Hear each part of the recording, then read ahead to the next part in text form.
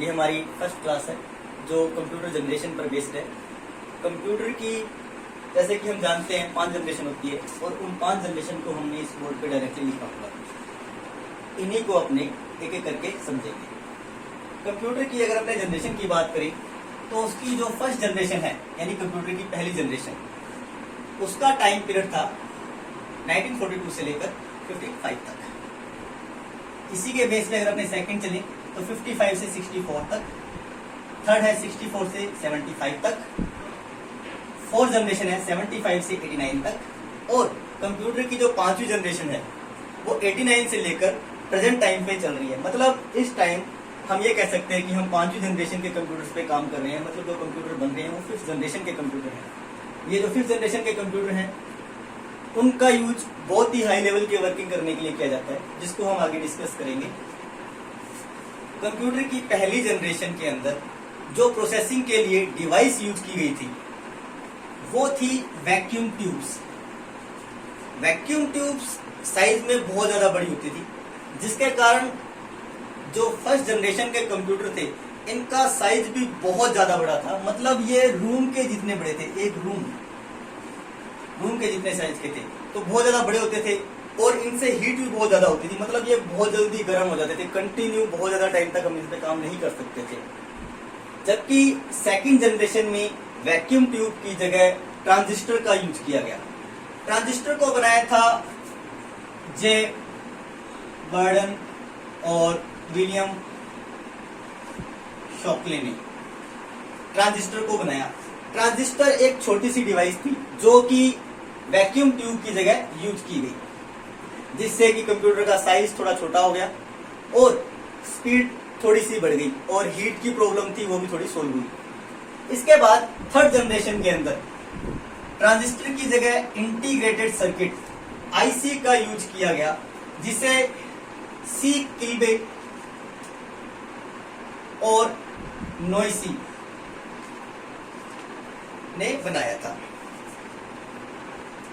जो integrated circuit है ये एक छोटी सी चिप होती थी, सिलिकॉन चिप। इसकी हेल्प से कंप्यूटर का साइज और ज्यादा छोटा हो गया। मतलब फर्स्ट जनरेशन के कंप्यूटर साइज में बहुत ज्यादा बड़े थे, ये उससे छोटे और यहाँ वाले कंप्यूटर और भी ज्यादा छोटे हुए। फोर्थ जनरेशन के अंदर लार्ज स्केल इंटीग्रेटेड सर्किट का यूज किया गया, जिसे कहते हैं एलएसआईसी। इसके अंदर एक साथ बहुत सारे माइक्रो प्रोसेसर, आप कह सकते हो आईसी लगी होती है, जिन्हें कहते हैं माइक्रो प्रोसेसर। तो हम कह सकते हैं कि माइक्रो प्रोसेसर को फोर्थ जनरेशन में स्टार्ट किया गया था और इसको जो बनाया था फेडरिको फोगिन ने बनाया था। फेडरिको फोगिन ने। ये एक इंटेल की चिप थी जो पहला माइक्रो प्रोसेसर था। इसका नाम दिया गया था इंटेल 4004। सबसे पहला माइक्रो प्रोसेसर था। ये 4 बिट का माइक्रो प्रोसेसर यूज किया गया था। फोर्थ जनरेशन, ज्यादातर जो कंप्यूटर यूज किए जाते हैं वो फोर्थ जनरेशन के यूज किए जाते थे। इसके बाद धीरे धीरे जो माइक्रो प्रोसेसर थे वो 4 बिट से 8 बिट, 16 बिट, 32 बिट तक के यूज किए गए। उसके बाद आई 5th जनरेशन जो कि प्रेजेंट टाइम में चल रही है। वैसे प्रेजेंट टाइम की जनरेशन को हम 4th और 5th की मिक्स जनरेशन कहते हैं, क्योंकि 4th जनरेशन की सभी डिवाइसेस 5th जनरेशन में भी यूज की जाती हैं। 5th जनरेशन में ultra large scale integrated circuit का यूज किया गया। इसके अंदर बहुत सारे इंटीग्रेटेड सर्किट लगे हुए होते हैं और इसकी स्पीड बहुत ज्यादा हाई होती है। अगर अपने स्पीड की बात करें तो इनकी बहुत ज्यादा हाई स्पीड होती है, जो कि नीचे डिस्कस करेंगे हम आगे। ये थे कंप्यूटर के अंदर जो जनरेशन के हिसाब से सर्किट यूज किए गए थे वो। अब अगर अपने बात करते हैं मेमोरी डिवाइस, कंप्यूटर के अंदर मेमोरी डिवाइस का भी धीरे धीरे एवोल्यूशन हुआ। जो कंप्यूटर अपने मानते हैं फर्स्ट जनरेशन के कंप्यूटर, उसके अंदर केवल मैग्नेटिक ड्रम का यूज किया गया था। मैग्नेटिक ड्रम और मैग्नेटिक टेप जो सेकंड जनरेशन में यूज हुई थी, ये एक ऐसी डिवाइसेस थी जो कि केवल सीरियल एक्सेस पे काम करती थी। मतलब जिसके अंदर डाटा जब अपने स्टोर करते हैं वो एक सीक्वेंस में ही स्टोर होता है और एक सीक्वेंस में ही एक्सेस किया जा सकता है, इसके अलावा हम इसको एक्सेस नहीं कर सकते। तो इसमें एक्सेस करना और इसको यूज करना थोड़ा सा डिफिकल्ट टास्क था। थर्ड जनरेशन में मैग्नेटिक डिस्क का यूज किया गया। मैग्नेटिक डिस्क के अलावा भी इसके अंदर और भी बहुत सी डिवाइस यूज की गई थी, लेकिन जो मेन थी वो मैग्नेटिक डिस्क थी। फोर्थ जनरेशन में सीडी, हार्ड डिस्क, फ्लॉपी जो हम नॉर्मली आज यूज करते हैं वो लगभग सारी फोर्थ जनरेशन की डिवाइस है। जितनी भी इनपुट डिवाइस है, इनपुट डिवाइस का चैप्टर अपने अलग से डिस्कस करेंगे, वो सारी इनपुट डिवाइस लगभग हमारी सारी फोर्थ जनरेशन के अंदर ही यूज की गई थी। इनपुट सॉरी हम बात करें मेमोरी डिवाइस की, वो सारी मेमोरी डिवाइस हमारी फोर्थ जनरेशन के अंदर ही डिस्कस की गई थी। बाद में बात आती है फिफ्थ जनरेशन में फोर्थ जनरेशन की सारी मेमोरी डिवाइसेस यूज होती हैं, लेकिन इसमें एक जो नया कॉन्सेप्ट यूज किया गया है वो है क्लाउड स्टोरेज का, जिसे कहते हैं क्लाउड कंप्यूटिंग। मतलब डाटा को ऑनलाइन सर्वर पे स्टोर करके रखना। ये पांचवी जनरेशन का मेन कॉन्सेप्ट था कि पांचवी जनरेशन में अगर अपने ये बात करते हैं कि क्या क्या चीजें जो एक्स्ट्रा थी, जो सबसे अलग आई, वो थी एक तो क्लाउड स्टोरेज और एक जो हम आगे डिस्कस करेंगे एआई, आर्टिफिशियल इंटेलिजेंस। इन दोनों के बेस पे पांचवी जनरेशन बनी है। तो ये चौथी जनरेशन के अंदर यूज किया गया था। फिर हम बात करते हैं इनपुट डिवाइस की। तो इनपुट डिवाइस के अंदर जो पहली जनरेशन है उसके अंदर पेपर टेप और पंच कार्ड का यूज किया गया था। ये छोटे से कार्ड्स होते थे जिसमें नॉर्मली सिग्नल्स के रूप में डाटा एंटर किया जाता था। पंच कार्ड को हरमन होलरिथ नामक एक साइंटिस्ट ने बनाया था, इन्वेंट किया गया था। स्टोर प्रोग्राम उसी में ही किया गया था सबसे पहला। तो पंच कार्ड हरमन होलरिथ ने बनाया था और ये फर्स्ट जनरेशन में यूज हुआ था। सेकंड जनरेशन में भी पंच कार्ड का ही यूज किया गया था। इसके बाद आती है हमारे पास थर्ड जनरेशन। अगर अपने थर्ड जनरेशन की बात करें तो यहाँ पे जो मेन चीज यूज की गई, जिसका हम आज भी यूज किया करते हैं, वो है कीबोर्ड। कीबोर्ड थर्ड जनरेशन की देन है और कीबोर्ड को बनाया था क्रिस्टोफर लैंथम ने। क्रिस्टोफर लैंथम एक अमेरिकन साइंटिस्ट था।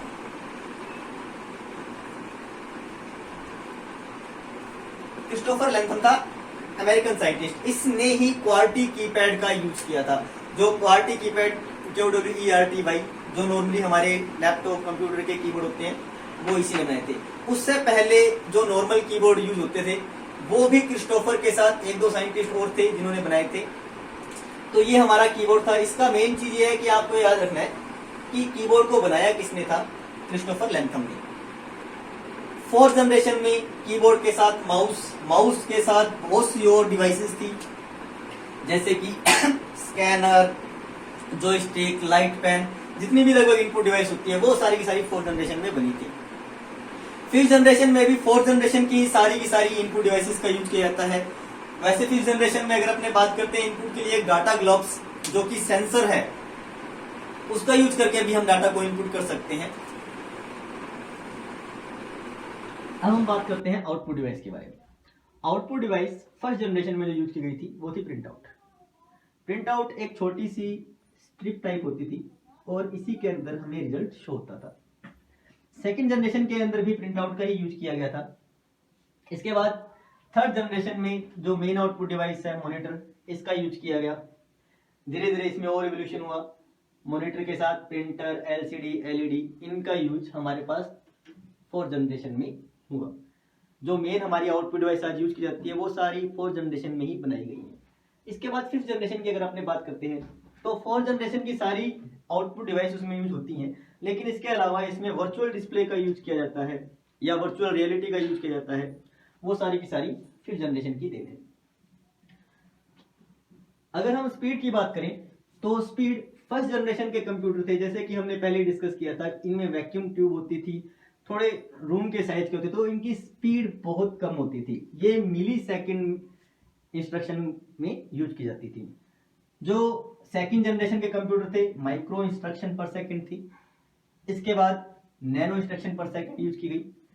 देन फोर्थ जनरेशन के कंप्यूटर जो सबसे ज्यादा यूज किए गए थे वो थे मेगा इंस्ट्रक्शन पर सेकंड, और ये है गीगा इंस्ट्रक्शन पर सेकंड यूज की जाती है, जिनकी स्पीड बहुत ज्यादा फास्ट है, जो प्रेजेंट टाइम में यूज किए जा रहे हैं फिफ्थ जनरेशन के कंप्यूटर्स। लैंग्वेज, ये एक मेन टॉपिक है जिसके बारे में बहुत ज्यादा पूछा जाता है। फर्स्ट जनरेशन के अंदर केवल लो लेवल लैंग्वेज का यूज किया जाता था। लो लेवल लैंग्वेज का मतलब होता है बाइनरी, 0-1 पे काम करने वाली लैंग्वेज। पहली जनरेशन में कंप्यूटर और यूजर दोनों ही बाइनरी लैंग्वेज पे ही काम करते थे। इसे बाइनरी लैंग्वेज, डिजिटल लैंग्वेज, मशीनी लैंग्वेज, कुछ भी बिट लेवल लैंग्वेज भी कहा जाता है। इसके बाद सेकंड जनरेशन के अंदर पहले एक असेंबली लैंग्वेज का यूज हुआ। असेंबली लैंग्वेज जो थी ये इंस्ट्रक्शंस पे काम करती थी, इसमें कुछ कोड्स होते थे जिसे शॉर्टकट लैंग्वेज कहते हैं, न्यूमेरिक कोड्स, उस पे काम करती है। असेंबली लैंग्वेज पे यूजर काम करता था, लेकिन कंप्यूटर लो लेवल पे ही काम करता है। फर्स्ट जनरेशन से लेकर फिफ्थ जनरेशन तक कंप्यूटर लो लेवल लैंग्वेज पे ही काम करता है, केवल यूजर के एक्सेस के लिए ही जो लैंग्वेज है वो चेंज हुई है। तो असेंबली लैंग्वेज पे यूजर काम करता था, इसके लिए अलग से ट्रांसलेटर का भी जरूरत पड़ी। जो ट्रांसलेटर होते थे असेंबलर, वो असेंबली लैंग्वेज के लिए यूज होता था, जो असेंबली को लो लेवल और लो लेवल को असेंबली में कन्वर्ट करता था। वैसे ट्रांसलेटर के बारे में हम आगे के टॉपिक्स में कभी डिस्कस करेंगे। सेकेंड जनरेशन में असेंबली लैंग्वेज, उसके बाद फोर्ट्रन और कोबोल लैंग्वेज का यूज हुआ। फोर्ट्रन थी फॉर्मूला ट्रांसलेशन लैंग्वेज कहते हैं इसे, first high level language Fortran को कहते हैं।